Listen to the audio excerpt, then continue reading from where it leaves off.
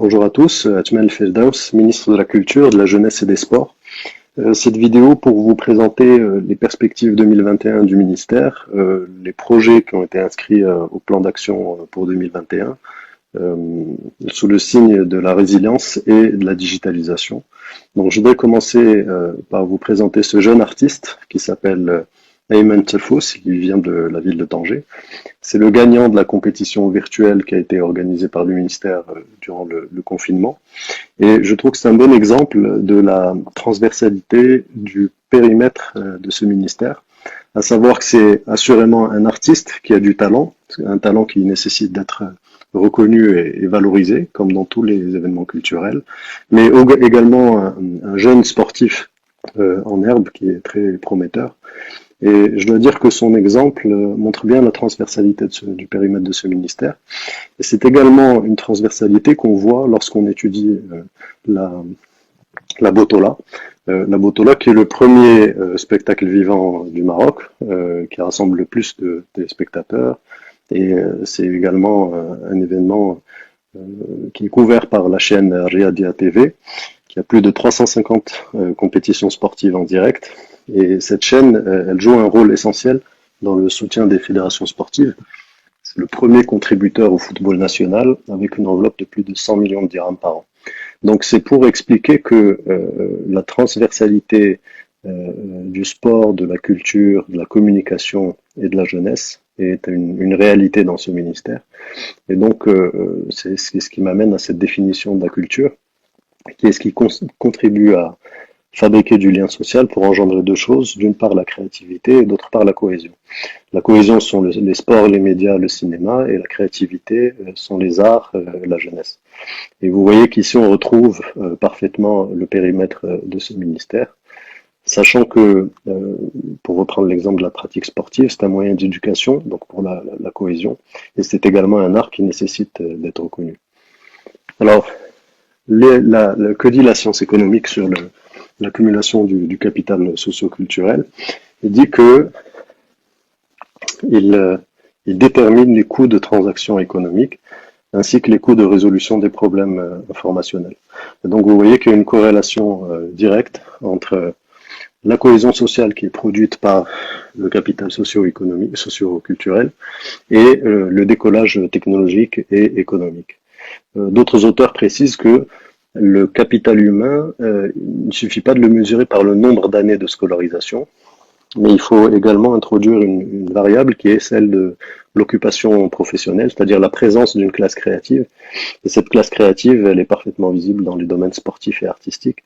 Et d'ailleurs, à ce sujet, je vous invite à écouter les podcasts de Radio Ma'arif, les podcasts Icônes, qui sont sponsorisés par la MDJS, et qui présentent à chaque épisode un talent sportif et un talent culturel et artistique.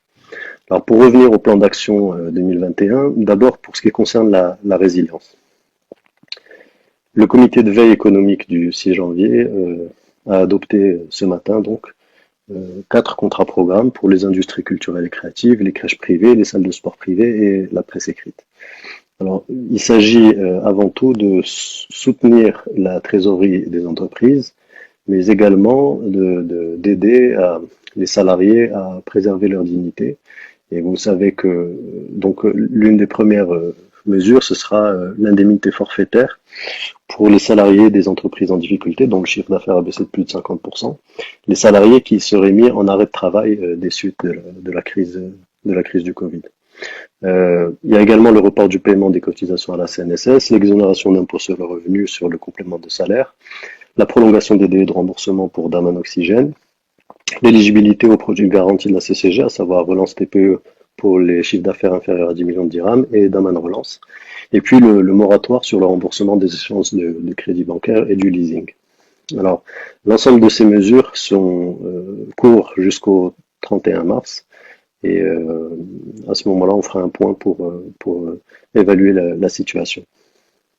Alors, pour ce qui concerne plus particulièrement le contrat programme avec la Fédération des industries culturelles et créatives de la CGEM. Il y a d'abord l'idée qui avait été avancée par une recommandation du CESE de créer une plateforme digitale pour le patrimoine immatériel, les spectacles vivants et les festivals, Cette plateforme vise à l'inclusion des jeunes par l'utilisation des moyens digitaux, mais elle vise également à permettre au ministère, en cas de reconfinement, de pouvoir acheter des prestations chez les entreprises culturelles de façon à les produire sur la plateforme et à les monétiser. Deuxièmement, l'organisation d'un concours de lecture pour les moins de 18 ans. Et là, je vais y revenir un peu plus tard dans cette présentation. Ensuite, la mise en place d'une cellule d'assistance pour le montage de dossiers d'orientation pour les jeunes entrepreneurs culturels et des agrégateurs, des subventions pour les prestations de distribution des albums musicaux sur les agrégateurs de plateformes, à savoir du type Deezer, Spotify, etc. Alors, l'une des mesures essentielles de ce contrat programme, c'est que nous puissions aboutir à une mise à niveau statistique et économétrique du secteur culturel. Il s'agit d'une des recommandations importantes des Assises de la culture qui avaient été organisées en 2019 en partenariat avec le ministère. Et donc, ce travail a déjà commencé puisque l'appel d'offres a été lancé et l'ouverture des plis est prévue ce 18 février. Si vous vous souvenez, on avait l'exemple, par exemple, du festival Gnawa de Souera. Pour 1 dirham qui était investi dans ce festival, il y avait 17 dirhams de retombées pour la ville d'Essaouira. Et c'est ce type d'équivalence qu'on cherche à reproduire pour l'ensemble du secteur et l'ensemble du territoire, pour créer enfin un tableau entrée-sortie dynamique, pour qu'on puisse mieux dimensionner le cadre législatif et réglementaire qui serait propre aux entreprises culturelles. Et là, c'est très important de savoir identifier les incitations fiscales, budgétaires, etc., ou réglementaires, qui seraient nécessaires pour permettre le développement de ces entreprises culturelles. Il y a également dans l'étude des scénarios qui seront proposés pour l'évolution de la direction du patrimoine. Vous savez que l'essentiel du financement de la politique culturelle dans notre pays provient des sites du patrimoine. Et donc là, on va voir quels sont les scénarios idoines pour développer ces recettes, sachant que l'un des scénarios possible, c'est l'évolution vers une agence en charge du patrimoine ou d'autres souplesses et d'autres renforcements. Et enfin, pour ce qui concerne le Fonds national pour l'action culturelle, qui est géré par le ministère et qui recueille les recettes de ces sites du patrimoine, il y a l'approfondissement des capacités de marketing, de communication, de levée de fonds, de partenariat avec le secteur privé, etc. L'étude va également analyser en profondeur les opportunités de transformation digitale. Donc je pense que c'est un point important. Pour ce qui est de l'encouragement à la lecture, cette étude PISA montre que 44% des élèves marocains vivent dans des maisons qui contiennent moins de 10 livres. Et donc, nous sommes face à une population qui majoritairement puise l'essentiel de sa culture dans les médias audiovisuels, particulièrement sur Internet.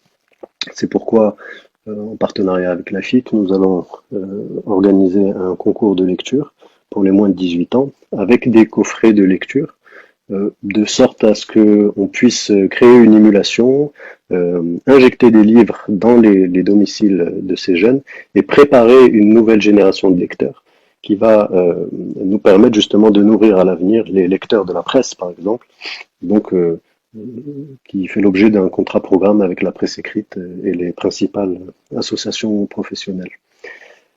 Du point de vue de l'accès des jeunes à la pratique artistique, culturelle et sportive, on constate qu'il y a de très grandes inégalités spatiales. Et donc le ministère a décidé pour 2021 de donner une priorité aux dispositifs mobiles, c'est-à-dire que nous sommes en train d'étudier la possibilité de créer des maisons de jeunes mobiles qui seraient destinées au milieu rural et périurbain. Alors pour ce qui concerne toujours les mesures de résilience, vous savez que le chômage a déjà beaucoup augmenté et va encore augmenter dans l'année qui suit, d'après les projections du HCP. Et la population la plus vulnérable à ces augmentations du chômage, c'est justement la population des jeunes. Donc ce graphique qui date de la loi de finances de 2016 montre que le montant d'aide à l'emploi accordé par jeune par an par le budget général de l'État est de l'ordre de 20 dirhams. Donc ça, c'était en 2016. Et cette année, il y a la loi de finances 2021 a prévu une mesure importante qui va permettre d'augmenter sensiblement ce ratio, qui est l'exonération de l'impôt sur le revenu sur les salaires qui seront versés aux jeunes, c'est-à-dire âgés de moins de 35 ans, qui seront primo-accédants au marché du travail et qui auront signé pour la première fois un contrat de travail à durée indéterminée. Et donc, nous espérons que cette mesure importante va permettre aux jeunes d'être plus résilients sur leur accès au marché du travail. En parlant de l'accès des jeunes au marché du travail, il faut comprendre que les évolutions démographiques et le recul de l'analphabétisme chez les femmes âgées de 15 à 49 ans vont produire mécaniquement un changement de la structure de la force de travail. Des jeunes femmes mieux formées vont remplacer des personnes plus âgées et donc probablement moins bien formées. Et donc il faut absolument miser sur ce changement démographique et cette amélioration et surtout enrayer la baisse du taux de participation des femmes au marché du travail. C'est une baisse qui dure depuis 15-20 ans et il faut absolument inverser cette tendance. Alors, toujours dans la promotion de la place de la jeune femme dans notre société, le ministère a signé avec la Fédération royale marocaine de football une convention pour financer avec plus de 100 millions de dirhams en faveur du football féminin chaque année. Et donc l'épanouissement de ces jeunes femmes, l'accès de ces jeunes femmes au marché du travail. Et vous voyez ici qu'il y a une corrélation positive entre l'offre de crèche et la participation des femmes au marché du travail. Cette corrélation positive, c'est ce qui nous a amené justement à signer ce contrat-programme avec l'Association marocaine des crèches privées. Et c'est ce qui fait également que le ministère dispose de à peu près un peu plus de 15 000 places de jardins d'enfants ou de crèches publiques. Et l'idée, c'est qu'il faut absolument développer cette offre de crèches gratuites pour les jeunes marocaines, de façon à ce que lorsque leurs enfants sont âgés de 0 à 3 ans, qu'elles puissent continuer de travailler et d'accéder au marché du travail. Et donc, dans ce cadre, le ministère est en train de préparer une étude pour développer un PPP social qui consistera à recourir au financement du secteur privé pour développer un réseau de crèches gratuites au Maroc. J'ai dit le deuxième axe de cette présentation et du plan d'action 2021, c'est la digitalisation. Et on a vu pendant le confinement que le coronavirus, c'est le grand égalisateur de l'accès à la culture. La digitalisation gomme les disparités sociales et territoriales. Et donc, il faut absolument profiter de cette soif pour la digitalisation pour passer des réformes qui soient structurelles. Alors, dans ce cadre, le ministère a un partenariat avec l'Agence du développement digital. Nous participons à l'un des 15 chantiers de l'ADD, qui est celui du programme Startup d'État. Donc, il s'agit de recourir au sens de l'innovation et de l'expérimentation des fonctionnaires du ministère. Et nous avons eu le plaisir de gagner le premier prix avec Monsieur Yassine Moumad, qui a proposé le développement de la production de contenu audiovisuel destiné aux réseaux sociaux à travers les maisons de jeunes. Et donc ce projet, ce fonctionnaire va disposer de 6 mois et de financement et d'accompagnement pour lancer ce projet concrètement au sein du ministère et pour l'incuber au sein du ministère de la Jeunesse et des Sports. L'essentiel des difficultés que les fonctionnaires ont rencontrées durant le confinement, pour ce qui concerne le télétravail. La deuxième raison de ces difficultés était liée à la disponibilité de l'équipement, c'est-à-dire des ordinateurs portables et des tablettes. Et donc le ministère de la Jeunesse et des Sports va équiper ses fonctionnaires d'ordinateurs portables de façon à faciliter le télétravail. Et nous allons également, en partenariat avec l'ADD, digitaliser le processus d'accréditation des associations et des crèches. Alors si vous vous souvenez, en 2019, le 26 août 2019, j'ai lancé une consultation participative sur les réseaux sociaux et nous avons reçu 168 propositions sur Fikra Riadia. Alors, la proposition qui a été retenue par le ministère et qui a été mise à l'étude, c'est celle de Mustafa Rachid, qui a proposé de construire une plateforme électronique pour gérer les relations entre le ministère, d'une part, et les fédérations et les associations sportives du Royaume. Alors, après étude, nous nous sommes rendus compte que c'était une très bonne idée et que elle méritait d'être poussée. Donc nous avons proposé cette idée aux bailleurs de fonds et nous avons le plaisir d'annoncer qu'elle a été présélectionnée par la GIZ, c'est-à-dire la coopération allemande. Le projet a été présélectionné pour un financement et un accompagnement en 2021, pardon. D'autant plus que ces relations avec les fédérations sont importantes, d'autant plus que certaines fédérations ont bien performé. Là, lorsque je recevais la fédération du handball, l'équipe nationale a été qualifiée pour le championnat du monde. L'équipe de Balkan a gagné la CAF, l'équipe nationale a été qualifiée en futsal, et la fédération de basket a réussi enfin à sortir du blocage qui durait depuis plus de 2 ans, et donc a tenu son assemblée générale. Donc il y a des choses qui fonctionnent, il va falloir qu'on les aide, et je pense que la digitalisation va nous permettre de consolider ces progrès. Sachant que pour les fédérations hors football, hors athlétisme, hors golf et hors sport équestre, donc il y a 33 fédérations qui ont reçu des subventions de 164 millions de dirhams. Alors pour ce qui concerne le département de la culture, une application mobile va être créée, le marché est sur le point d'être lancé. D'abord pour digitaliser le processus de délivrance de la carte d'artiste. Ensuite, pour digitaliser et dématérialiser le processus des appels à projets, que ce soit les appels à projets pour le soutien du livre, des arts ou le soutien des associations culturelles. La billetterie, la gestion des files d'attente, les réservations pour les sites du patrimoine notamment, le contrôle d'accès pour les sites du patrimoine, donc les tourniquets pour accéder à la billetterie, et la vidéosécurité qui va nous permettre de rationaliser un petit peu les remontées de recettes, sachant que tout ce système sera adossé à un autre dispositif qui fera l'objet d'un marché séparé, qui a déjà été lancé, qui est celui du système d'information géographique, le SIG, pour la direction du patrimoine. Alors, pourquoi est-ce que les sites du patrimoine sont si importants? C'est parce qu'ils constituent 99% des recettes du Fonds national pour l'action culturelle. Et donc, nous allons lancer un marché pour la valorisation des sites du patrimoine par l'usage de la réalité augmentée.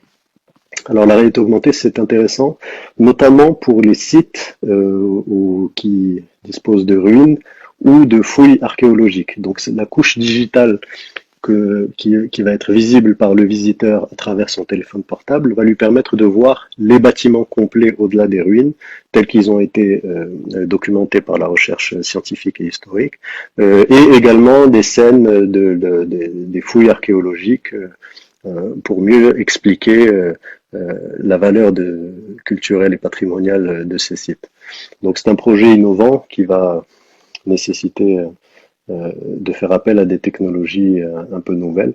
Mais c'est important qu'on commence par ces 3 sites, et si l'expérience est concluante, nous essaierons de l'étendre à d'autres sites patrimoniaux. Enfin, pour ce qui concerne la digitalisation, vous savez que il y a une très grande convergence entre les industries du cinéma, de l'audiovisuel et du jeu vidéo au niveau mondial.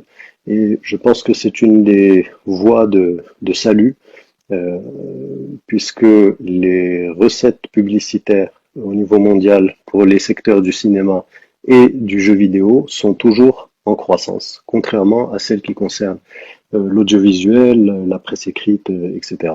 Et donc le fait de miser sur cette convergence par la digitalisation est très importante. Nous allons lancer une étude pour la création d'une zone d'accélération audiovisuelle qui sera articulée centralement autour d'un établissement de formation qui va permettre d'irriguer justement les convergences entre des entreprises de cinéma, des entreprises d'audiovisuel et des entreprises de jeux vidéo. Je voudrais également signaler qu'on a eu le plaisir en décembre d'avoir l'Assemblée générale enfin de la Fédération de e-sport, la Fédération royale marocaine des jeux électroniques. Et j'espère que cette convergence entre les jeux vidéo, l'audiovisuel et le cinéma nous permettra de raccrocher ce wagon à la croissance technologique. Donc voilà, je vous remercie pour votre attention et je vous dis à bientôt. Merci.